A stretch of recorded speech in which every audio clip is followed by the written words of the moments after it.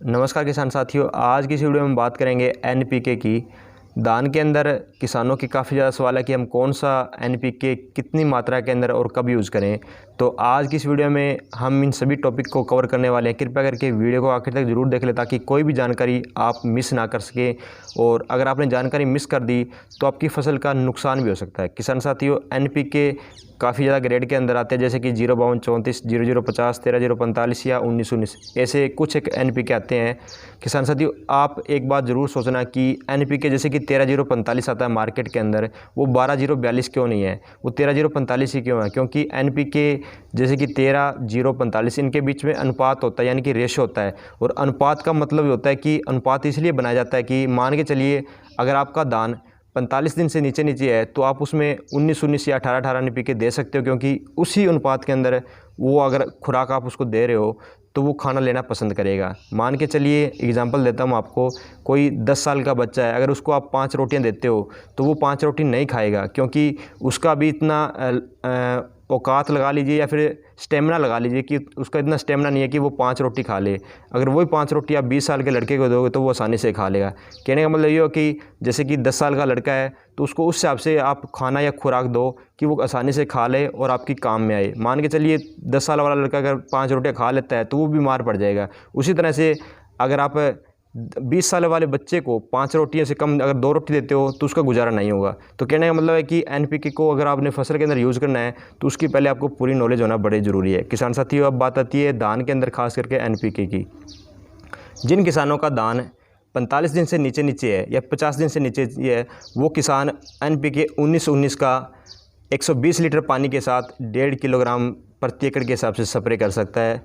जिस किसान साथी का धान निसारे के टाइम में जैसे कि गाभा बन जाता है, हमारी जो शाखा निकलने से पहले, बाली निकलने से पहले गाभे के अंदर, वो किसान साथी 05234 को या फिर एनपीके 0050 को यूज़ कर सकता है। किसान साथियों, बाली गाभे के अंदर उस टाइम आप भूलकर भी 13045 का यूज़ मत करना, क्योंकि अगर आपने 13045 यानी कि 13% इसके अंदर नाइट्रोजन, 0% फॉस्फोरस और 45% में पोटास है।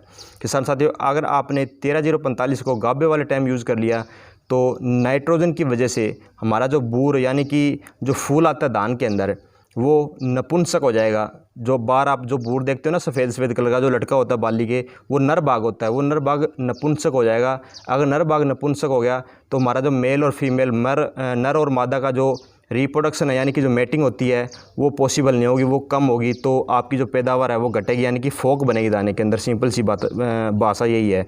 किसान साथियों, आपको गाभे वाले टाइम एनपीके 05234 या फिर 0050 करना है। खास करके अगर आप एनपीके 05234 का यूज़ करते हो तो गाभे वाले टाइम अगर आप फॉस्फोरस और पोटास देते हो तो वो धान के लिए काफ़ी अच्छा है। इसको भी आप 1.5 किलोग्राम प्रति एकड़ के हिसाब से स्प्रे कर सकते हो। किसान साथियों, 13045 को कब यूज़ करना है? 13045 को बूर झड़ने के बाद जब अपनी मिल्किंग स्टेज आती है, यानी कि दाने के अंदर दोधा बनना स्टार्ट होता है, उस टाइम आप 13045 का यूज़ कर सकते हो, क्योंकि उस टाइम धान को थोड़ी नाइट्रोजन की ज़रूरत होती है। एनपीके 05234 और 0050 इन दोनों में से आप किसी एक को गाभे वाले टाइम, यानी कि बाली निकलने से पहले धान के अंदर 1.5 किलोग्राम प्रति एकड़ के हिसाब से स्प्रे के अंदर यूज़ कर सकते हो। किसान साथियों, अगर आप 05234 गाभे वाले टाइम यूज़ कर रहे हो तो ये सबसे बेस्ट है।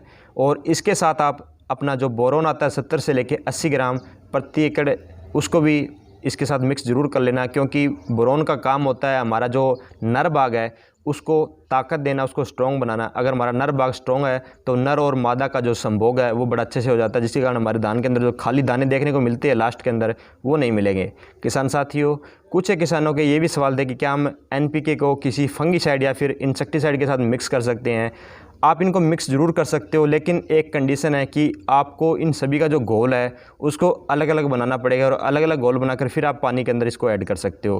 कहीं आप ये मत करना कि एक साइड में आपने किसी इंसेक्टिसाइड का घोल बना रखा है और उसी घोल के अंदर इस बोरोन या फिर जो हमारा एनपीके है उसको घोल रहे हो, तो वो एक गलत हो जाएगा। यहाँ पर जो रिएक्शन है वो होने की संभावना हो जाती है, जिसके कारण हमारा जो एनपीके है उसका रिजल्ट नहीं मिलता। खास करके अगर आप कॉपर ऑक्सोक्लोराइड को यूज़ कर रहे हो तो उसके साथ किसी फंगीसाइड या इंसेक्टिसाइड या फिर जो हमारा फर्टिलाइज़र है उसको यूज़ ना करें, क्योंकि COC के लिए जो हमारी वीडियो बनी हुई है कॉपर ऑक्सोक्लाइड की, वो आप पहले जाकर देख लें, उसमें पता लग जाए कि किस फंगीसाइड या इंसेक्टिसाइड हम COC को यूज़ कर सकते हैं या फिर मिक्स कर सकते हैं। किसान साथियों, अगर फिर भी आपको NPK से रिलेटेड कोई भी सवाल हो तो कृपया कमेंट ज़रूर करना। धन्यवाद किसान साथियों।